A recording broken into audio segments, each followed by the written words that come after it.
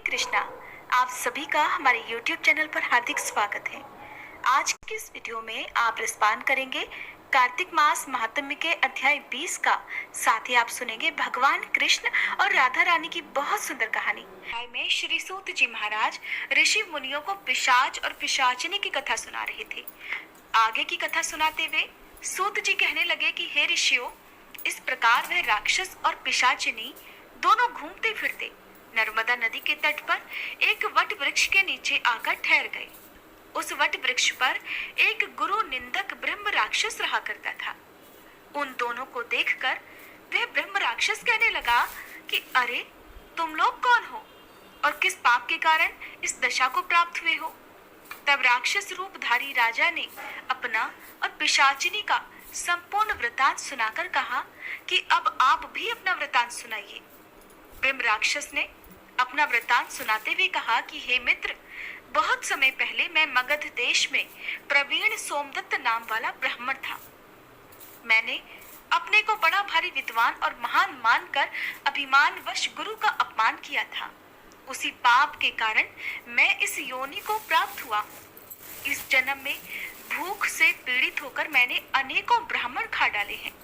अपने गुरु का अपमान करने से निश्चय ही ब्रह्म राक्षस की योनि प्राप्त होती है, ये बात मैंने अब भली भांति जान ली है। ये सुनकर कलमाश पाद ने पूछा कि हे मित्र, गुरु की कोटि में कौन कौन आते हैं, कृपया मुझे बतलाइए। ब्रह्म राक्षस ने सुना तो कहने लगा, वेदों को पढ़ाने अथवा सुनाने वाला, वेदों और नीति शास्त्र की व्याख्या करने वाला, वेदों के संदेह को दूर करने वाला, भय निवारण करता, अन्नदाता, शिक्षा देने वाला, बुरे कार्यों से रोकने वाला, पिता, श्वशुर, मामा, बड़ा भाई, गर्भ से मरने तक 16 संस्कार कराने वाला और राजा को शास्त्रों ने गुरु माना है, इसलिए इन सब की वंदना ही करनी चाहिए। ये सुनकर कलमाश पाद ने आगे पूछा कि हे भाई, तुमने तो अनेकों गुरु कह दिए हैं, अब इनमें से भी कोई बड़ा है या सभी बराबर हैं? ब्रह्म राक्षस ने कहा, हे मित्र, यद्यपि हम राक्षस हैं और साथ ही भूख प्यास से दुखी भी हैं, परंतु क्योंकि गुरु महिमा के वर्णन से भी कल्याण होता है, इसलिए मैं इसका अवश्य ही वर्णन करूंगा। सुनो, सब गुरु बराबर हैं, फिर भी इस संबंध में शास्त्रों का कथन सुनो। वेद और मंत्रों का उपदेश करने वाला, धर्म शास्त्रों और पुराणों के व्याख्याता और उपदेशकर्ता ये विशेष गुरु माने गए हैं। इनमें से प्रमुख गुरु वह है जो देव पूजन कराए, देव पूजा का फल बतलाए या फिर गुप्त मंत्र का उपदेश दे। ब्रह्म राक्षस ने अपने राक्षस बनने की कथा सुनाते हुए कहा कि मैंने धर्म, अर्थ, काम और मोक्ष देने वाले सभी पुराण गौतम ऋषि से सुने थे। एक समय मैं शिव जी का पूजन कर रहा था कि उसी समय महर्षि गौतम जी वहां पर आ गए। मैं पूजा में ही लगा रहा और फिर मैंने खड़े होकर अपने गुरु को प्रणाम भी नहीं किया। तब शिवजी ने गुरु का अपमान करने के कारण मुझे ब्रह्म राक्षस की योनि में डाल दिया। ये कथा सुनाते हुए श्री सूत जी ने कहा, हे ऋषियों, इस प्रकार गुरु की महिमा का वर्णन करने और सुनने से उन तीनों के ही पाप नष्ट हो गए। ठीक उसी समय उन्होंने कुछ दूरी पर गर्ग मुनि को आते हुए देखा तो पिशाचिनी और दोनों राक्षस उन्हें अपना भोजन जानकर दोनों हाथ उठाकर उन्हें खाने के लिए उनकी ओर भागे। परंतु गर्ग मुनि के द्वारा शिव जी का नाम लिए जाने पर उनके समीप ना जाकर पिशाचिनी दूर से ही कहने लगी, हे महात्मन, आपको नमस्कार है। हमने न जाने कितने ही ब्राह्मण खा डाले हैं, परंतु महादेव जी का नाम स्मरण करने के कारण ही आप सुरक्षित हैं। तब गर्ग मुनि ने तुलसी युक्त जल से उनका अभिषेक किया। उस जल का स्पर्श होते ही वे तीनों राक्षस योनि से मुक्त होकर देव रूप हो गए। ब्राह्मणी और सोमदत्त विष्णु रूप होकर गर्ग मुनि की स्तुति करने के बाद विष्णु लोक को चले गए।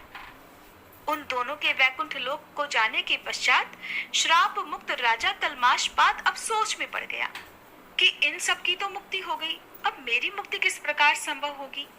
उसको इस प्रकार शोक में निमग्न देखकर गुप्त रूप से सरस्वती जी बोली, हे राजन, तुम किसी प्रकार की चिंता मत करो।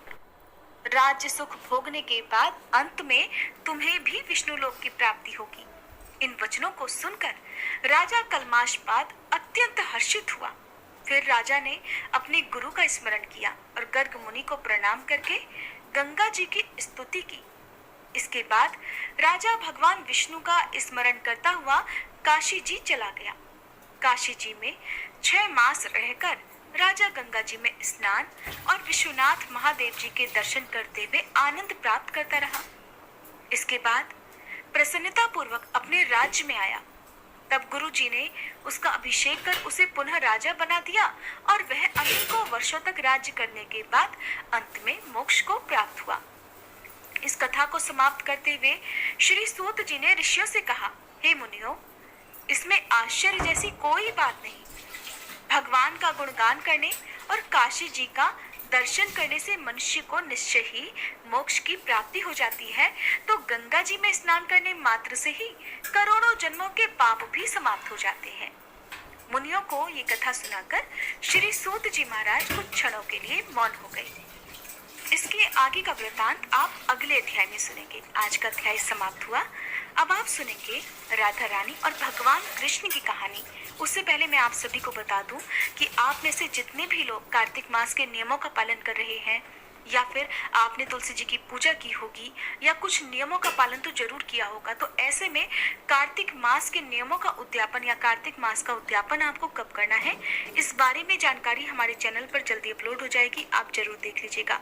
देवउठान एकादशी के बारे में यदि आप जानना चाहते हो तो पहले से ही अपलोडेड वीडियो को देखना मत भूलिएगा। कान्हा जी की बात हो और राधा रानी का जिक्र ना हो, भला ऐसा कैसे संभव है? राधा कृष्ण को एक दूसरे के बिना अधूरा माना जाता है, तभी तो सारे भक्त कान्हा जी को राधा कृष्ण के नाम से ही पुकारते हैं। ये दोनों नाम एक दूसरे के लिए ही बने हैं, इन्हें कभी भी कोई भी अलग नहीं कर सकता। तो देखिए क्या होता है कि एक बार जब मामा कंस ने भगवान श्री कृष्ण और बलराम को मथुरा आमंत्रित किया, तब पहली बार वो समय आया था जब भगवान कृष्ण राधा रानी से अलग हुए थे। लेकिन विधि का विधान कुछ और ही था। राधा रानी एक बार फिर से श्री कृष्ण से मिली। राधा रानी श्री कृष्ण की नगरी द्वारिका में जा पहुंची। जब कान्हा जी ने राधा रानी को देखा तो बहुत प्रसन्न हुए। दोनों एक दूसरे से बोल तो नहीं रहे थे, लेकिन संकेतों की भाषा से एक दूसरे से बहुत देर तक बात करते रहे। शास्त्रों में वर्णित है कि राधा जी को कान्हा जी की नगरी द्वारिका में कोई नहीं पहचानता था। राधा रानी के अनुरोध करने पर श्री कृष्ण ने उन्हें महल में एक देविका के रूप में नियुक्त कर लिया। राधा जी दिन भर महल में रहती और महल से जुड़े हुए कार्यभार देखती रहती। अवसर मिलते ही वो कान्हा जी के दर्शन भी कर लिया करती। कान्हा जी तो अपने दायित्व निभाने में व्यस्त थे, लेकिन जब सांसारिक जीवन से राधा रानी के विदाई की बेला समीप आई तो कान्हा जी से दूर जाने पर वो मजबूर हो गई। इसलिए एक शाम वह महल से बिना किसी को बताए चुपचाप निकल गई और न जाने किस ओर चल पड़ी। उन्हें नहीं पता था कि वो कहाँ जा रही है। कान्हा जी को तो उन्होंने कुछ नहीं बताया, लेकिन वो सब कुछ जानते थे। धीरे धीरे समय बीता। उधर राधा रानी बिल्कुल अकेली हो गई। अब उन्हें भगवान श्री कृष्ण की आवश्यकता पड़ी। वो किसी भी तरह एक बार, बस आखिरी बार कान्हा जी के दर्शन करना चाहती थी। उनकी ये इच्छा जानते ही भगवान श्री कृष्ण उनके सामने आ गए। भगवान कृष्ण को अपने सामने देखकर राधा रानी बहुत प्रसन्न हो गई, परंतु अब वह समय निकट था जब राधा रानी अपने प्राण त्याग कर दुनिया को अलविदा कहना चाहती थी। कान्हा जी ने राधा रानी से कहा कि वो उनसे कुछ मांगे, लेकिन राधा जी ने मना कर दिया। कान्हा जी के दोबारा अनुरोध करने पर राधा रानी ने कहा कि वो आखिरी बार उन्हें बांसुरी बजाते हुए देखना चाहती हैं। बस कान्हा जी ने राधा रानी की ये आखिरी जिद पूरी करने का सोच लिया। कान्हा जी ने कमर में खोसी हुई बांसुरी निकाली और बहुत ही सुरीली धुन बजाने लगे। बांसुरी की धुन सुनते सुनते कहते हैं कि राधा रानी ने अपने शरीर को छोड़ दिया। उनके जाते ही भगवान कृष्ण बहुत दुखी हो गए।